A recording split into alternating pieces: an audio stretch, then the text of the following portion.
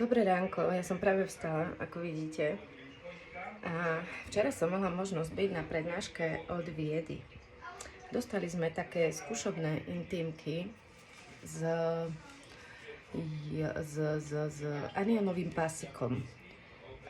Môj problém asi trojmesačný je, som v priebehu tých 3 mesiacov brala už 2 antibiotika a non-stop mám ráno hlieny v hrdle, večer takisto.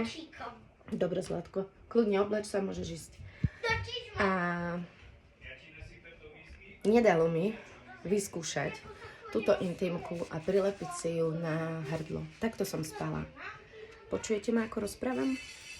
Ja mám hlas. A to myslím smrteľne vážne, práve preto vám to natáčam. Je ráno, ešte nemám umyté zuby, ja som proste... Ja nemám hlieny, zmizli. 3 mesiace som nič nerobila, iba celé do obeda grhlala od hlienov, nevedela som sa proste z toho dostať. Večer je toto isté, cez deň to bolo ako tak. Idem si to teraz dať dole, lebo ešte som to vlastne nevidela, ja som to ešte dole nemala. Au!